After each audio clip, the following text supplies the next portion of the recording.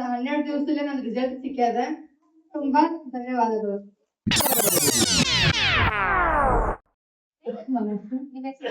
ಶ್ರುತಿ ಪಾಟೀಲ್. ಶ್ರುತಿ ಪಾಟೀಲ್ ಅಂತ. ಎಲ್ಲಿಂದ ಬರ್ತಾ ಇದ್ದಾರೆ? ಸಂಗಮೇಶ್ವರ ಕಾಲೇಜಿಂದ ಬರೋದು. ಸಂಗಮೇಶ್ವರ ಕಾಲನಿ. ಸಿಸ್ಟರ್ ಹೆಸರು ಬಂದು ಶ್ರುತಿ ಪಾಟೀಲ್ ಅಂತ. ಸಿಸ್ಟರ್ ಎಲ್ಲಿಂದ ಬರ್ತಾ ಇದ್ದಾರೆ ಅಂತ ಅನ್ನುವಾಗ ಸಂಗಮೇಶ್ವರ ಕಾಲನಿಯಿಂದ ಬರ್ತಾ ಇದ್ದಾರೆ. ಸಿಸ್ಟರ್ ಏನ್ ಸಮಸ್ಯೆಗೋಸ್ಕರ ಬರ್ತಾ ಇದ್ದಾರೆ? ನಮ್ಗೆ ಮದ್ವೆ ಆಗಿ 9 years ಆಯ್ತು, ಇನ್ನ ಮಕ್ಕಳಾಗಿಲ್ಲ. ಟ್ಯೂಬ್ ಬ್ಲಾಕ್ ಅಂತ ಹೇಳಿದ್ರು, ಅದ್ರ ಸಲುವಾಗಿ ಸಿಸ್ಟರ್ ಹೇಳ್ತಾ ಇದ್ದಾರೆ ಮದ್ವೆ ಆಗಿ ಎಷ್ಟು ವರ್ಷ ಆಯ್ತು? 9 ವರ್ಷ ಆಯ್ತು. ಟ್ಯೂಬ್ ಬ್ಲಾಕ್ ಇರೋದ್ರಿಂದ ನಮ್ಗೆ ಮಕ್ಕಳಾಗಿಲ್ಲ ಅಂತ ಹೇಳಿದ್ದಾರೆ. ಸೊ ಅದಕ್ಕೋಸ್ಕರ ನಾವಿಲ್ಲಿ ಸರಕೆಗೆ ಬರ್ತಾ ಇದೀವಿ ಅಂತ ಹೇಳ್ತಾ ಇದ್ದಾರೆ. ಈಗ 9 ವರ್ಷದಲ್ಲಿ ಯಾವ ಕಡೆ ಹೋಗಿದ್ದೀರಾ? ಡಾಕ್ಟರ್ ಸೇಲ್ಸ್ ಆನ್ಸರ್ ಮಾಡಿದ್ರು, ಯಾಕಾಗಿಲ್ಲ? ಎಲ್ಲ IVF ಎಲ್ಲ ಮಾಡ್ಕೊಂಡಿದ್ದೇವ್ರಿ. ಮಾಡ್ಕೊಂಡು ಫಸ್ಟ್ ಟೈಮ್ ಆಗಿತ್ತು. ಅದು ಸಕ್ಸಸ್ ಆದ್ಮೇಲೆ 3 months ಆದ್ಮೇಲೆ ಬೇಬಿ ಹಾರ್ಟ್ ಸ್ಟಾಪ್ ಆಗ್ಬಿಡ್ತು. ಹಾಗಾಗಿ ಅಬಾರ್ಷನ್ ಮಾಡಿದ್ರು. ಅದು ಆದ್ಮೇಲೆ ಮತ್ತೆ ನೆಕ್ಸ್ಟ್ ಇನ್ನೊಂದ್ ಟೈಮ್ IVF ಮಾಡ್ಕೊಂಡೆ. ಅವಾಗ ಅಂತಂದ್ರ ನೆಗೆಟಿವ್ ಬಂತು. ಅವಾಗ ಮತ್ತೆ ಡಾಕ್ಟರ್ ಇದೇ ಕಂಟಿನ್ಯೂ ಮಾಡಂತಂದ್ರು. ಇದ್ರದ್ದು ನನ್ ಹೆಲ್ತ್ ಖರಾಬ್ ಆಗ್ಲಾಗತ್ತು. ಫುಲ್ ಬಾಡಿ ಎಲ್ಲ ನಾನ್ ಫಸ್ಟ್ ಇರೋದೇ 65 kg ಇದ್ದ. ಅದು IVF ಮಾಡ್ಕೊಂಡು ಆದ್ಮೇಲೆ ನಾನು 74 kg ಆಯ್ತು. ಅದು ಆದಾಗ ಇದು ಉಲ್ಟಾ ನಮ್ದು ಬಾಡಿ ಇದು ಆಗ್ತದ ನೋಡೋಣ, ನಮ್ದ ಏಜ್ ಇದ ನಾನು ನೋಡೋಣ ಅಂತ ಹೇಳಿ ಬಿಟ್ಬಿಟ್ಟು ಟ್ರೀಟ್ಮೆಂಟ್ ಬಿಟ್ಟು ಇವತ್ತು ಇವಾಗ ನಾನು ಸರಕ್ಕೆ ಹೋದೆ. ನಂದು ಫಸ್ಟ್ IVF ಆದಾಗ ಇದು ಆಯ್ತಲ್ಲ, ಅಬಾರ್ಷನ್ ಆಯ್ತಲ್ಲ. ಅಬಾರ್ಷನ್ ಆದ್ಮೇಲೆ ನಂಗೆ ಒಬ್ಬರು ಆಂಟಿ ಹೇಳಿದ್ರು, ಹಿಂಗ್ ಸರಕ್ಕೆ ಹೋಗು, ಅಲ್ಲೆಲ್ಲ ನಿಂಗ್ ಇದು ಆಗ್ತದ ನೋಡು, ಸಕ್ಸಸ್ ಅದ ಅಲ್ಲಿ ರೇಟ್ ಎಲ್ಲ ಚಲೋ ಅದ ಅಂತ ಹೇಳಿದ್ರು. 2 ವರ್ಷ ಆದ್ರೂ ಬಿ ನಾ ಇದು ಮಾಡಿದ್ದಿಲ್ಲ. ಇನ್ನೊಂದ್ ಟೈಮ್ ನೋಡಮು ಅಂತ ಅನ್ಕೊಂಡು ಬಿಟ್ಟಿದ್ದ. ಇವಾಗ ಎಲ್ಲಾ ಮುಗಿಸಿ ಲಾಸ್ಟ್ ಸೆರಾಕೇರಿಗೆ ಬಂದಿದ್ದೀನಿ. ಇವಾಗ ನಂದಂತೂ ಟ್ಯೂಬ್ ಅಂತೂ ಓಪನ್ ಆಗಿದಾವ. ನಾ ಬಂದು 12 ದಿವಸ ಆಯ್ತು ಅಷ್ಟೇ. 12 ದಿವಸದಲ್ಲಿ ಒಂದು ಟ್ಯೂಬ್ ಓಪನ್ ಆಗ್ಯಾವ. ಎಲ್ಲ ಡಾಕ್ಟರ್ ಆಪರೇಷನ್ ಮಾಡಿದ್ರು ಸಹ ಅವ್ರು ನಿನ್ಗೆ ಇದು ಆಗಲ್ಲಮ್ಮ, IVF ಮಾಡ್ಬೇಕಾಗ್ತದ, ನಾರ್ಮಲ್ ಆಗಿ ಆಗಂಗಿಲ್ಲ ಅಂತಂದಿದ್ರು. ಹಾಗಾಗಿ ನಾ ಈಗ ಬಂದಿದ್ದೀನಿ. ನಂತ 12 ದಿವಸದಲ್ಲೇ ನನ್ ರಿಸಲ್ಟ್ ಸಿಕ್ಕ್ಯದ. ತುಂಬಾ ಧನ್ಯವಾದಗಳು. ಆಸ್ಪತ್ರೆಗೆ 9 ವರ್ಷದಲ್ಲಿ 9 ವರ್ಷದಲ್ಲಿ ಅಂತಂದ್ರ ಒಟ್ಟ 10-15 ಲಕ್ಷ 15 ಲಕ್ಷ ಹೋಗಿರ್ಬೋದು. ನಾ IVF ಸಲುವಾಗಿ 10 ಲಕ್ಷ ಖರ್ಚು ಮಾಡಿದ್ರು. 10 ಲಕ್ಷ ಖರ್ಚು ಮಾಡಿದ್ರು. ಆ ಜೀವನ ಎಷ್ಟು ಕಷ್ಟ ಅಂತ. ಬಹಳ ಕಷ್ಟ. ಏನ್ ಮಾಡ್ಬೇಕು, ನಮ್ ಮಕ್ಳು ಬೇಕಂತ ನಾವ್ ಇದು ಇರ್ತದಲ್ಲ, ಎಷ್ಟು ಇದು ಮಾಡ್ಬೇಕು. ಆಗ್ಬಹುದು ಅಂತ ಹೇಳಿ ಅವನ್ನೆಲ್ಲ ಟ್ರೈ ಮಾಡ್ಬೇಕು. ಆಸೆ ಏನ್ ಮಾಡ್ಬೇಕಂತ ಇವಾಗ ಏನಿಲ್ಲ, ಎಲ್ಲ ಬಿಟ್ಟು ಕೂತಿದ್ದೀನಿ. ಸರಕ್ಕೆ ಬರಾಕತ್ತೀನಿ. ರಿಸಲ್ಟ್ ಸಿಕ್ಕುದು ದೇವ್ರ ದಯದಿಂದ ಆದ್ರೆ ಒಳ್ಳೆ. ಸಿಸ್ಟರ್ ಹೇಳ್ತಾ ಇದ್ದಾರೆ 9 ವರ್ಷದಲ್ಲಿ ಬಂದು ಲಕ್ಷ ಖರ್ಚು ಮಾಡಿದೀನಿ. IVF ಮಾಡ್ಬೇಕಾದ್ರೆ ನಾನು 10 ಲಕ್ಷ ಖರ್ಚು ಮಾಡಿದೀನಿ.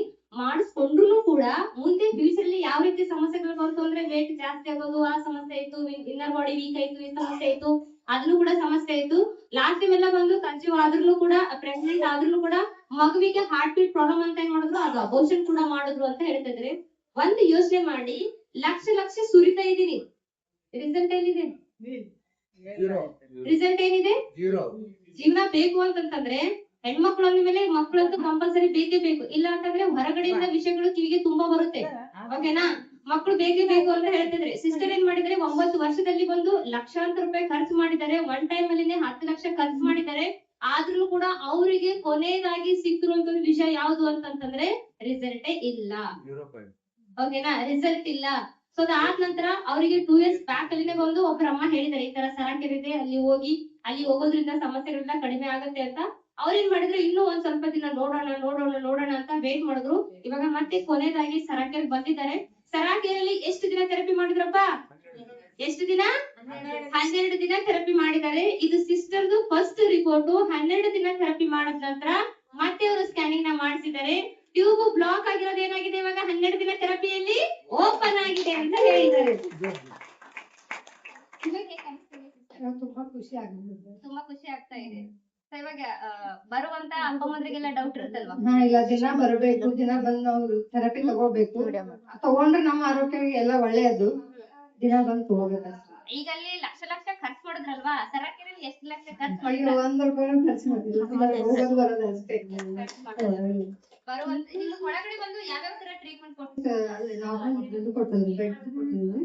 ಅದು ಆದ್ಮೇಲೆ ನೆಕ್ಸ್ಟ್ ಇವಾಗ 3 days ಆಯ್ತು ಅಷ್ಟೇ ಜಂಬು ಮ್ಯಾಟ್ ಸ್ಟಾರ್ಟ್ ಆಗಿ.